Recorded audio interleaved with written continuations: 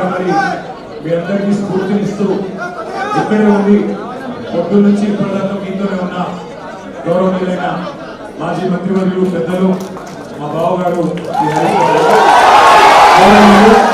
శాసన మండలిలో ప్రతిపక్ష నాయకులు పెద్దలు మాన్యులు నరసింహాచారి గారు, గౌరవనీయులైన ఎమ్మెల్యేలు, గౌరవనీయులైన ఎమ్మెల్సీలు, గౌరవ ఎంపీలు, అదేవిధంగా గౌరవనీయులైన వివిధ నియోజకవర్గాల ఇన్ఛార్జీలు, అదేవిధంగా ఈరోజు మరి చాలా చాలా ప్రాంతాల నుంచి తరలి వచ్చిన మా అన్నదమ్ములకు, మా ఆడపిల్లలకు, అందరికీ సిరిసిల్ల నుంచి కూడా వచ్చిన మా అందరికీ కూడా హృదయపూర్వకంగా నమస్కారం. మా మీడియా మిత్రులకు కూడా కొంత అసౌకర్యం కలుగుతున్నా అప్పటి నుంచి పొద్దు నుంచి చాలా ఓపికగా ఉన్నందుకు మీడియా మిత్రులకు కూడా నమస్కారం, ధన్యవాదాలు.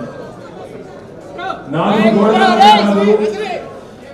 కోట్ల మంది ముందు చర్చిద్దాం, ఎవరి తప్పో ఎవరిది ఒప్పో చర్చ పెట్టు అని అసెంబ్లీలో అడిగితే పారిపోయిండు రేవంత్ రెడ్డి.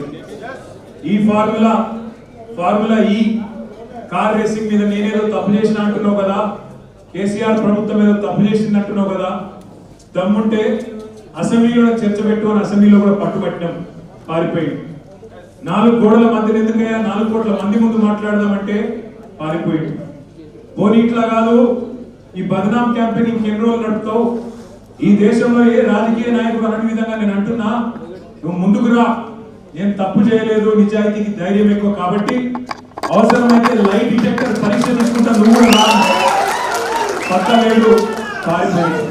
అయినా మళ్ళీ పిలిచిండు, మళ్ళా ఈరోజు పిలిస్తే మళ్ళా పోయినాం. ఎందుకంటే చట్టాన్ని గౌరవించే వ్యక్తులుగా, న్యాయస్థానాల మీద నమ్మకం ఉన్న వ్యక్తులుగా నువ్వు ఎన్నిసార్లు పిలిస్తే అన్నిసార్లు వస్తా అని చెప్పిన పొద్దున్నుంచి 9 గంటలు ఒకటే క్వశ్చన్, అటు తిప్పడుగుడు ఇటు తిప్పడుగుడు, తిరులమరలేసి మరల తిరలేసి అడిగిందే అడిగి నేను కుల్లా చెప్పిన, ఇప్పుడే హరీష్ రావు గారు చెప్పినట్టు ఈడికెళ్ళి ఎట్టి పరిస్థితుల్లో ఫార్ములా ఈ రేస్ పోవద్దు అని చెప్పి మొదటి సంవత్సరం విజయవంతంగా నిర్వహించిన తర్వాత 2వ సంవత్సరం కూడా ఈడనే ఉండాలి అని చెప్పి ప్రభుత్వ పరంగా విధానపరమైన నిర్ణయం తీసుకొని మరి కొంత డబ్బులు చెల్లించినాం. 1 రూపాయి కాదు కదా, 1 పైసా కూడా అవినీతి జరగలేదు. ఈడికెళ్ళి పైసా పోయింది, అక్కడ ఉన్నది, ఇలా అవినీతి ఎక్కడ ఉంది అనే అవినీతి నిరోధక శాఖ అధికారులను అడిగినాం, సమాధానం లేదు. మెమ్మెమ్మే బెబ్బెబ్బే ఏంది అంటే, ఫైల్ ఇటు పోయిందా, ఇటుకెళ్ళి పోయిందా, నువ్వు కుడి చేపులకి వెళ్ళి ఇచ్చినావో పైసలు, ఎడమ చేపులకి వెళ్ళి ఇచ్చినావో పైసలు అని చెప్పి పనికిమాలిన ప్రశ్నలు తప్ప, చిట్టినాయుడు రాసిచ్చి పంపిన ప్రశ్నలు తప్ప ఏమీ లేదు విషయం. అందుకే నేను మొన్న చెప్పినా మళ్ళీ చెప్తున్నా, ఇది లొట్టపీస్ కేసు, ఈయన ఒక లొట్టపీస్ ముఖ్యమంత్రి, ఏది కాదు వీళ్ళతోని ఏం చేయరాదు, పరిపాలన చేత కాదు, ప్రజలకిచ్చిన హామీలు నెరవేర్చే దమ్ము లేదు. అందుకే దద్దమ్మ రాజకీయంతో ఇవాళ తప్పించుకునే ప్రయత్నం చేస్తూ ఉన్నారు. మొన్ననే మన నాయకుడు పెద్దలు తెలంగాణ సాధించిన నాయకుడు కేసీఆర్ గారిని కమిషన్ ముందుకు పిలిచిండు, అంతకుముందు హరీష్ రావు గారిని కమిషన్ ముందుకు పిలిచిండు. ఆయనకున్నదంతా ఒకటే షోకు, నేను నెల రోజులు జైలున్నా లుచ్చా పని చేసి వీళ్ళని కూడా పెట్టాలి కొన్ని రోజులు, అదొక్కటే ఆయన షోకు. ఆయనకున్న పైశాచికానందం అదొక్కటే. సాడిస్టులు ఉంటారు చూడు కొంతమంది, నాకు దక్కంది ఎవరికి దక్కద్దు అన్నట్టు, నాకు జరిగింది నీకు కూడా జరగాలన్నట్టు ఆయన ఎట్టి పరిస్థితుల్లో కొన్ని రోజులు జైల్లో పెడదామన్నది ఆయన షోకు. అందుకే నేను ఇలా అధికారులకు కూడా చెప్పిన, మీకు పైకి వెళ్ళి రావచ్చు ఆదేశాలు, ఇప్పటికే దబ్బన వస్తే పెడితే పెట్టుకోర్ర పోయి ఏముంది, మీరు పంపితే కూడా 15 రోజులు పోయేస్తా, ఏమున్నది, మంచిగా రెస్ట్ తీసుకొని వస్తా అని చెప్పిన. ఇప్పుడు కూడా మళ్ళీ చెప్తున్నా, తప్పు చేయలేదు, తలదించుకునే పని ఎంత మాత్రం చేయలేదు. తెలంగాణ ప్రతిష్టను పెంచే పని చేసినాం, తెలంగాణ ప్రతిష్టను ఆకాశం స్థాయికి తీసుకుపోయే పని చేసినాం తప్ప తప్పు చేయలేదు. అది కాళేశ్వరం ప్రాజెక్టు కావచ్చు, ఫార్ములా ఈ కావచ్చు, ప్రపంచంలోనే అతిపెద్ద లిఫ్ట్ ఇరిగేషన్ ప్రాజెక్టు కాళేశ్వరం, అందులో చేయని తప్పుకు ఇవాళ కేసీఆర్ గారిని హరీష్ రావు గారిని పిలిచి వాళ్ళని అక్కడ ఇబ్బంది పెట్టే ప్రయత్నం, మన నాయకులు కార్యకర్తల ఆత్మస్థైర్యం దెబ్బతీసే ప్రయత్నం అక్కడ కమిషన్ ముందు. ఇక్కడ ఏసీబీ అని పెట్టి మరి ఇక్కడేదో జరిగిపోయిందని చెప్పి ఏ కరప్షన్ జరగని ఒక కేసులో యాంటీ కరప్షన్ బ్యూరోని ఇన్వాల్వ్ చేసి మా ఆర్ఎస్ ప్రవీణ్ అని చెప్పిండు, నా చరిత్రలో ఇంతకంటే తుపేల్ కేసును ఎప్పుడు చూడలే, 26 ఏళ్ళు ఐపీఎస్ అధికారిగా పనిచేసిన ఇంతకంటే తుపేల్ కేసు నా జీవితంలో చూడలేదని చెప్పి వారు కూడా చెప్పినారు. అంటే ఇట్లాంటి కేసులు పెట్టి ఏదో సాధిస్తాను రేవంత్ రెడ్డి గారు అనుకుంటున్నాడు. నేను రేవంత్ రెడ్డికి చెప్పేది ఒకటే, నా మీద ఇప్పటికే 14 కేసులు పెట్టినావు, ఇంకో 1400 కేసులు పెట్టుకో, అవసరమైతే జైల్లో పెట్టుకో, ఏమన్నా చేసుకో, భయపడేది లేదు. తెలంగాణ కోసం ఆనాడు జైలుకు పోయినాం. ఇవాళ అవసరమైతే తెలంగాణ ప్రతిష్టను పెంచడానికి తీసుకున్న ఒక నిర్ణయం వల్ల మళ్ళీ జైలుకు పోవాల్సి వస్తే కూడా భయపడేటోడు ఎవడు లేడు. నీ ఉడత ఊపులకు ఎట్టి పరిస్థితుల్లో భయపడం. నేను మిమ్మల్ని అందరినీ కోరేది ఒకటే, ఇది ఏంటంటే డైలీ సీరియల్ లెక్క అయిపోయింది. ఎట్లా అంటే ఒకరోజు పిలుచుడు కూర్చోబెట్టుడు 9 గంటలు ఆడ కూర్చోబెట్టి ఛాయ్ దాయిపించి ఏం చెప్తాం సార్, ఇక మాకు పైకి వెళ్ళే ఆదేశాలు ఉన్నాయి, ఏం చేయాలని పాపం వాళ్ళు కూడా ఇక ఏం చేయాలో తెలియక అడిగిందే అడుగుతాను.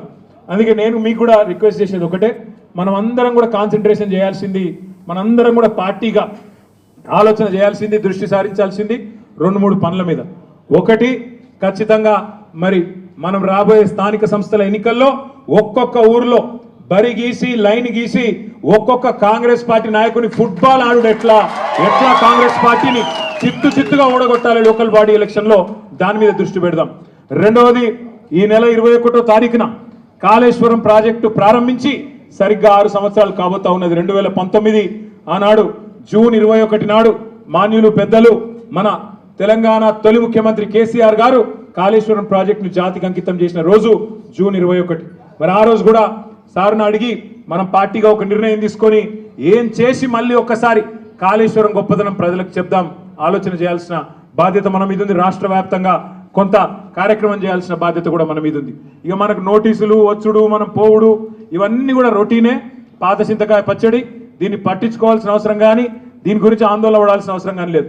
పెడితే గిడితే 15 రోజులు జైల్లో పెడతాడు, పైశాచిక ఆనందం పొందుతాడు తప్ప వాడు పీకేది ఏమీ లేదు. లొట్టపీసు భయపడేటోడు ఎవడు లేడు. రేవంత్ రెడ్డి గుర్తుపెట్టుకో, నీలాగా లుచ్చా పనులు చేసి 50 లక్షల బ్యాగులతో దొరికిన దొంగలు ఎవరు మా పార్టీలో లేరు. నీలాగా లుచ్చా పనులు చేసి అడ్డదారిలో పదవులు కొనుక్కొని ముఖ్యమంత్రి అవుడు, పిసిసి ప్రెసిడెంట్ అయ్యే లుచ్చా పనులు చేసినోడు ఎవడు కూడా లేడు. మన బాగా బాధపడ్డాడట రేవంత్ రెడ్డి. నేను హౌలా అన్నా, బాధపడ్డాడట. నేను అడుగుతున్నా ఒకటి, తెలంగాణ ముఖ్యమంత్రి అయ్యుండి జై తెలంగాణ అనకపోతే నేనేమనాలి? మరి ఏం పేరుతో పిలవాలి? తెలంగాణ ముఖ్యమంత్రి అయ్యుండి తెలంగాణ రాష్ట్రాన్ని ప్రతిరోజు కించపరిస్తే నేనేమని పిలవాలి? తెలంగాణ ముఖ్యమంత్రి అయ్యుండి తెలంగాణ రాష్ట్రాన్ని దివాలా తీసిన రాష్ట్రం అంటే ఏమనాలి? తెలంగాణ ముఖ్యమంత్రి అయ్యుండి ఢిల్లీకి పోతే నాకు అపాయింట్మెంట్ ఇస్తలేరు, దొంగను చూసినట్టు చూస్తున్నట్టు నేనేమనాలి? తెలంగాణ ముఖ్యమంత్రి అయ్యుండి చెప్పులు ఎత్తుకపోతాడేమో అని భయపడుతున్నారు అంటే ఏమనాలి నిన్ను? అందుకే ఇక నేను ఎక్కువ అనగాని మీరు అనగాడికి అన్నారు, కానీ అది కాదు, నాకు అర్థం కాదు. ఆడవాళ్ళు 9 గంటలు వాళ్ళు కూసోబెట్టి మర్యాదలు చేసి వాళ్ళు పంపిస్తే మీరు 9 నిమిషాలని నాకు రక్తం వచ్చినట్టు చేసి మొత్తం కాటు బిస్కెట్ అక్కడ పిసుకుడేమో కానీ ఇక్కడ పిసుకుడు ఎక్కువైపోయింది. కాబట్టి మీరు పొద్దున్న నుంచి చాలా ఓపికగా ఉన్నందుకు మీ అందరికీ గౌరవ ఎమ్మెల్యేలు, గౌరవ ఎమ్మెల్సీలు, గౌరవ ఎంపీలు అందరికీ హృదయపూర్వకంగా దండం. మీరు కూడా పేరు పేరున అందరికీ నమస్కారాలు. జై తెలంగాణ, జై తెలంగాణ, జై కేసీఆర్, జై కేటీఆర్.